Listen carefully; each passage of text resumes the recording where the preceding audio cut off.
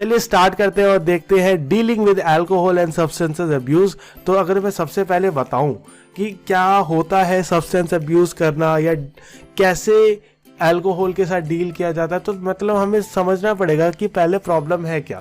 ठीक है, तो जितने भी इंटॉक्सिकेंट्स होते हैं जो कि हमारी बॉडी के अंदर इंटॉक्सिकेशन फैलाते हैं, जितने भी होते हैं, ठीक है, वो मेन इसीलिए यूज किया जाता है क्योंकि वो हमारी बॉडी के अंदर इंटॉक्सिकेशन फैलाए। ठीक है, अच्छा, अब ये जो इंटॉक्सिकेंट्स होते हैं ये क्या काम करते हैं? ठीक है, ये काम करते हैं हमारे बैलेंस ऑफ माइंड को लूज कर देते हैं, यानी हमारा अंदर कॉन्शियसनेस जो होगी वो धीरे धीरे खत्म हो जाएगी और हम धीरे धीरे अनकॉन्शियस हो जाएंगे। ठीक है, अच्छा, साथ ही साथ ये जो इंटॉक्सिकेंट्स होते हैं ना, ये बहुत ज्यादा हैबिचुअल होता है, हमें इसकी आदत जो होगी वो बहुत जल्दी पड़ जाएगी। ओके, अच्छा, अगर मैं इसका एग्जाम्पल लूँ तो क्या है? Nicotine, alcohol, heroin, LSD papers जो आते हैं, कोकेन, कैनाबिस, मॉर्फिन्स, ये सारे कुछ एग्जाम्पल हैं जो कि पॉपुलर इंटॉक्सिकेंट्स है जिनको यूज किया जाता है बहुत ज्यादा। ठीक है, अच्छा, जो पर्सन इंटॉक्सिकेंट्स ले रहा है ना रोज रोज, उसके ऊपर क्या इफेक्ट पड़ने वाला है? अगर कोई पर्सन ऐसा है जो कि इंटॉक्सिकेंट्स का रोज यूज कर रहा है तो धीरे धीरे उसकी फिजिकल हेल्थ खराब हो जाएगी। ठीक है, धीरे धीरे उसके मेंटल हेल्थ पे इशू आएगा और वो अपनी मेमोरी तक भी लूज कर सकता है। ठीक है, मेमोरी लूज करना मतलब जब वो पी के पड़ा हुआ है फिर उसको याद ही नहीं जब उठा कि क्या हुआ था मेरे साथ। ठीक है, तो ये सारी प्रॉब्लम्स आने का रीजन क्या है? अल्कोहल एंड अदर सब्सटेंसेस जो कि यूज किए जाते हैं एज इंटॉक्सिकेंट्स। ओके, अच्छा, अब ये जो हम यूज कर रहे हैं सबसे पॉपुलर है इनके अंदर अल्कोहल। ठीक है, जो कि जनरली हर जगह अवेलेबल होता है और ज़्यादातर लोग यूज़ करते हैं। ठीक है, अगर मैं अपने करंट सिनेरियो के बारे में बात करूं, मॉडर्न एरा के अंदर बात करूं, तो यहाँ पे है ना बहुत ज़्यादा पॉपुलराइज किया जाता है किसको? अल्कोहल को। ठीक है, इसका पीछे रीज़न है क्योंकि अल्कोहल की कंपनी जो है ना वो कोई अपना डायरेक्ट एडवर्टीजमेंट नहीं कर सकती। कभी देखा नहीं होगा आपने किसी भी अल्कोहल का डायरेक्ट ऐड आते हुए टीवी पे। ठीक है, तो उनका ऐड करने का तरीका क्या है, उनको पॉपुलर करने का तरीका क्या है? तो वो गानों का यूज करना, ये करना, तो ऐसे ही इन्हीं तरीकों से उनको पॉपुलर किया जाता है। तो बॉलीवुड के अंदर जनरली देखा होगा मोस्टली सॉन्ग जो होते हैं वो दारू के ऊपर होंगे। ठीक है, वोडका, विस्की, ये सब जो चलता रहता है वो क्या है? ठीक है, तो मेन यही सारी चीजें हैं। अच्छा, if consumed in large quantities it has bad effects on our health. अगर हम अल्कोहल को बहुत ज़्यादा क्वांटिटी के अंदर पिएंगे तो वो ना हमारी हेल्थ के ऊपर बहुत ज़्यादा सीवियर इश्यूज आएंगे। ये हमारे नर्वस सिस्टम को स्टिमुलेट करता है। ठीक है, अच्छा, अगर ये बहुत ज़्यादा लार्ज क्वांटिटीज़ में लिया जाए तो हमारी बॉडी जो है वो सेमी कॉन्शियसनेस में आ जाएगी, यानी हम आधे जो होंगे अनकॉन्शियस हो जाएंगे, या हो सकता है हम पूरे के पूरे अनकॉन्शियस भी हो जाए। ठीक है, तो देखा होगा कई लोग जो अल्कोहल का कंजम्पशन ज़्यादा करते हैं रोड साइड पे पड़े रहते हैं, चलते चलते गिरे रहे, तो वो कॉन्शियसनेस जो होता है ना वो धीरे धीरे खो जाती है। ठीक है, अच्छा, अगर अब मैं बात करूं कि ये जो अल्कोहल है इसके पीने की वजह से, इसके कंजम्पशन की वजह से हमारी लाइफ के ऊपर, हमारे ऊपर क्या बुरा इफेक्ट आ रहा है। ठीक है, तो सबसे पहले मैं बात करूंगा एक इंडिविजुअल जो खुद पी रहा है उसके ऊपर क्या क्या असर पड़ता है। ठीक है, तो मैं इसके अंदर कुछ पॉइंट्स बता रहा हूं। फर्स्ट है क्या? Effects on nervous system. जो उसका नर्वस सिस्टम है ना उसके ऊपर बहुत इफेक्ट करने वाला है। ठीक है, उसका जो न्यूरोमस्कुलर कोऑर्डिनेशन है वो जो होगा धीरे धीरे वीक होता चला जाएगा। साथ ही साथ उसकी जो कंसंट्रेशन पावर है वो भी धीरे धीरे डिक्लाइन होने लग जाएगी और साथ ही साथ रिएक्शन टाइम जो है वो बहुत ज़्यादा बढ़ जाएगा। रिएक्शन टाइम का मतलब पता है, अब तो पता होना ही चाहिए। रिएक्शन टाइम का मतलब है कि कोई भी चीज़ बोलने पे या कोई भी चीज़ होने पे हमारी बॉडी कितनी जल्दी रिएक्ट कर रही है उस चीज़ के ऊपर। ठीक है, अच्छा, नेक्स्ट है effects on our digestive system. जो अल्कोहल होता है वो बहुत ज़्यादा कैलोरिक है। ठीक है, यानी इसके अंदर बहुत ज़्यादा कैलोरीज होती है जिसकी वजह से एक फैट की लेयर जो है वो जमा होने लग जाती है हमारे डाइजेस्टिव ऑर्गन्स पे और वो धीरे धीरे फैटी हो जाते हैं। ठीक है, अच्छा, साथ ही साथ the digestive juices which help in the digestion produce in less quantities. ठीक है, जो डाइजेशन में हेल्प करने वाले जो हमारे डाइजेस्टिव जूसेस होते हैं अल्कोहल कंजम्पशन की वजह से उनका प्रोडक्शन जो है वो स्लो डाउन हो जाता है। ओके, अच्छा, आगे क्या है? आगे है इफेक्ट्स ऑन मस्कुलर सिस्टम। हमारे जो मस्कुलर सिस्टम है उसके ऊपर भी इफेक्ट लाता है। ठीक है, ये हमारी मसल को है ना तो पूरी तरीके से एक्सटेंड होने देगा, ठीक है, ना तो पूरी तरीके से कॉन्ट्रैक्ट होने देगा, जिसकी वजह से हमारी मसल जो है वो कभी पूरी वर्क नहीं कर पाती और अपना मैक्सिमम जो उसका फोर्स है वो कभी लगा ही नहीं पाएगी। जो उसकी कैपेसिटी है मैक्सिमम फोर्स लगाने की वो नहीं लगा पाएगी। अच्छा, अब है आगे इफेक्ट्स ऑन एक्सक्रीटरी सिस्टम। जो हमारा एक्सक्रीटरी सिस्टम है उसके ऊपर क्या फर्क पड़ता है? तो alcohol also affects the organs of the excretory system. वो कैसे करता है इफेक्ट? वो हमारे ऑर्गन जो है वो अपनी एफिशिएंसी जो होते हैं वो धीरे धीरे खोने लग जाते हैं वेस्ट प्रोडक्ट को लेके।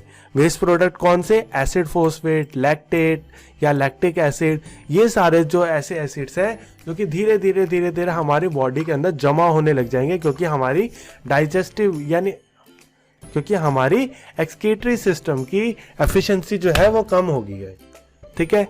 अच्छा, साथ ही साथ ये वेस्ट ना रिमूव होने की वजह से हमें बहुत ज्यादा चांसेस हो जाते हैं किडनी फेलियर्स के। तो देखा होगा जो भी अल्कोहल बहुत ज्यादा कंज्यूम करते हैं उनको किडनी रिलेटेड बहुत प्रॉब्लम होती है, साथ ही साथ वो अपना लिवर भी डैमेज करते रहते हैं, ठीक है। तो किडनी और लिवर वाली प्रॉब्लम जनरली जो अल्कोहलिक होते हैं उनको अंदर होगी ही होगी।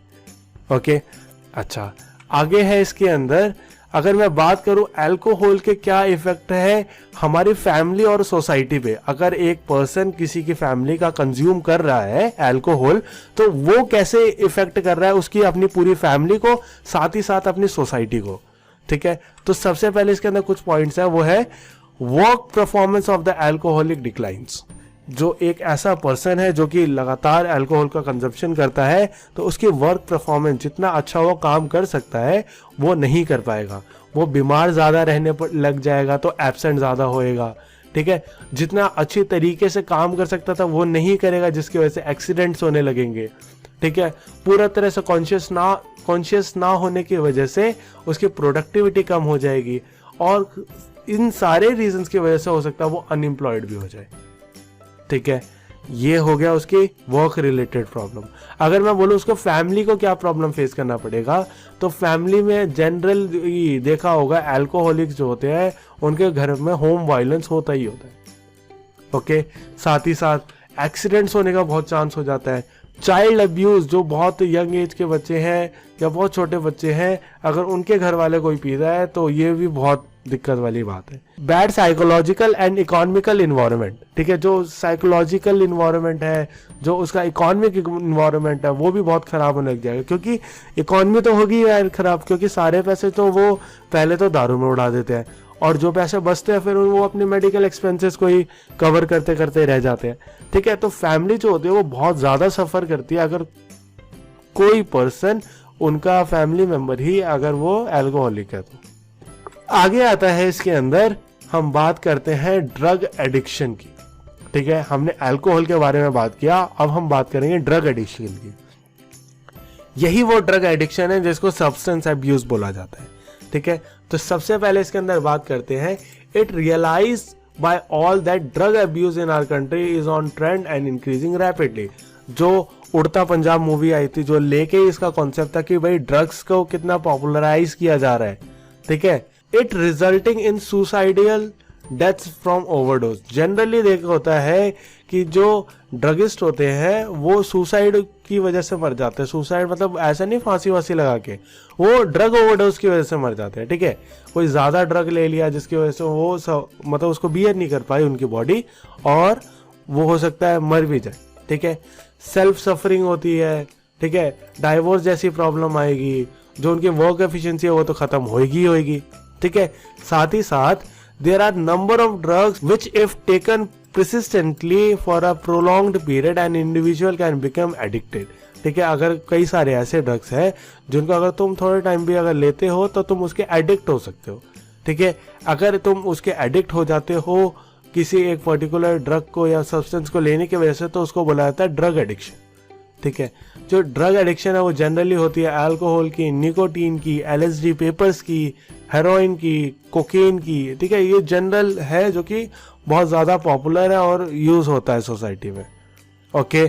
चलिए आगे देखते हैं। इसी के अंदर अब हम बात करेंगे कि वो केवल और केवल एथलीट्स के बारे में कि एथलीट्स भी तो ऐसे ड्रग्स का यूज करते हैं।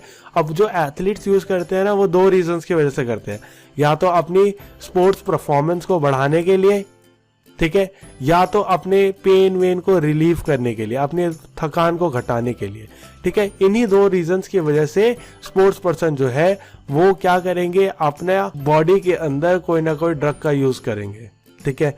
लेकिन जो मेनली यूज करे जाने वाले ड्रग है वो है स्टीरॉइड्स, जो कि अपनी बॉडी को ग्रो करने के लिए करते हैं, बीटा ब्लॉकर जो कि एथलीट कुछ करते थे ताकि अपने हार्ट रेट वगैरह को कंट्रोल करके जो प्रिसीजन वाले काम है जैसे निशाना लगाना, आर्चरी करना, वो बहुत अच्छे तरीके से कर पाए।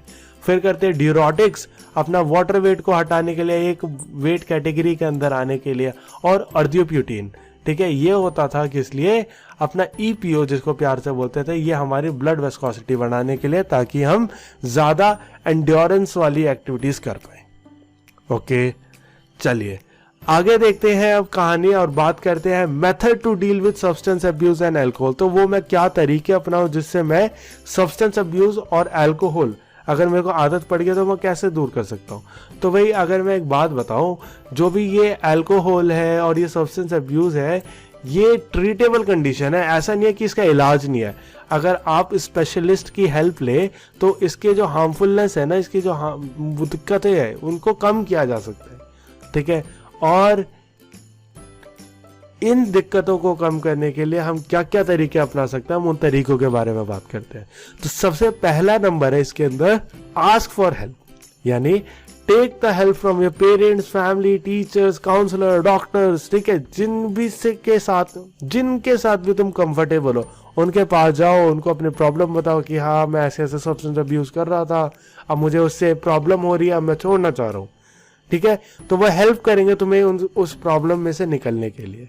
अच्छा, नेक्स्ट जो है वो है डिटॉक्सिफिकेशन। डिटॉक्सिफिकेशन क्या बोलता है, ये बोलता है कि भाई हमारी बॉडी के अंदर जो अभी इतना जो हाई ड्रग का डोसेज हो रखा है या यूज हो रहा था इतने लंबे टाइम तक, उसको मैं एकदम से खत्म नहीं कर सकता क्योंकि मेरी आदत है, ठीक है। अब मैं कोई भी चीज एकदम से रोक दूंगा ना तो मेरे बॉडी के ऊपर और भी बहुत ज्यादा इफेक्ट बुरे पड़ने वाले हैं, ठीक है। तो इसका एक सिंपल सा तरीका है डिटॉक्सिफिकेशन करना, यानी जितना तुम कंज्यूम करो उससे धीरे धीरे धीरे धीरे कम आते रहो, फिर बिल्कुल खत्म कर दो। That is detoxification. Okay, next आता है behavioural therapy. The therapist can also in coping with you drugs craving, यानी जो बिहेवियर थेरेपी है उसके अंदर बोला जाता है जो थेरेपिस्ट होगा वो हेल्प करेगा ताकि तुम कोई भी डोपिंग ना करो, ठीक है, या ड्रग ना लो। अब ये ड्रग ना लो इसका मतलब क्या है, अगर तुम्हारे अंदर से क्रेविंग्स आ रही है यानी मन कर रहा है तुम्हारा कुछ लेने का, फिर भी खुद को कंट्रोल करना, तो ये हेल्प करेगा हमारा बिहेवियरल थेरेपी। ओके, साथ ही साथ इसके अंदर जो लास्ट पॉइंट है वो दे रखा है मोटिवेशनल एनहेंसमेंट थ्योरी, यानी अपने आप को इतना मोटिवेटेड रखो कि भाई नहीं कंज्यूम करना तो नहीं करना, मैं इतना मोटिवेटेड हूँ, मुझे पता है नहीं करना, सारी दुनिया जो करती है करने दो, ठीक है, तो तुम नहीं करोगे। ओके, नेक्स्ट है इसके अंदर आगे अगर मैं बात करूं, अगर तुम्हें नहीं हो पा रही दिक्कत, बहुत दिक्कतें आ रही तो अपने फ्रेंड्स को इन्फॉर्म करो। जो फ्रेंड्स होते हैं जिनके साथ तुम मोस्टली टाइम बिताते हो वो बहुत हेल्प करेंगे तुम्हारी इस प्रॉब्लम में। कई बार ऐसा होता है कि भाई तुम्हारी फैमिली से ज़्यादा तुम्हारे फ्रेंड्स काम आते हैं, क्यों, क्योंकि फैमिली के साथ सारी चीज़ें शेयर नहीं कर पाते। जो फ्रेंड्स ही एक ऐसी चीज़ है जिसके साथ तुम सब कुछ शेयर कर लेते हो। ओके, अच्छा, remain away from those friends who sell these substances, लेकिन उनसे दूर रहना भाई जिन्होंने ये आदत डलवाई थी, ठीक है, वरना तो और भी ज्यादा बुरा हाल होने वाला है। Involve yourself in different hobbies, अपने आप को दूसरी हॉबीज के अंदर इन्वॉल्व करो ताकि तुम वहां अपने आप को उस सब्सटेंस अब्यूज से दूर कर पाओ, ठीक है। अपने आप को डिस्ट्रैक्टेड रखो, अपनी फैमिली से बात करो, अपने जो तुम्हारे जो अच्छे दोस्त हैं उनसे बात करो, ताकि तुम्हारी जो क्रेविंग्स है मन में से आ रहा है कि हाँ ले लेता हूँ एक बार, कंज्यूम कर लेता हूँ, वो सारी खत्म हो जाए, ठीक है। अगर तुम मेडिसिन का यूज करो तब भी ये सारी चीजें जो अंदर से मन करता है ना करने का वो खत्म होता है, और लेकिन इसके साथ साथ काउंसलिंग भी हो जाए तो वो सोने पे सुहागा वाली बात है। ओके,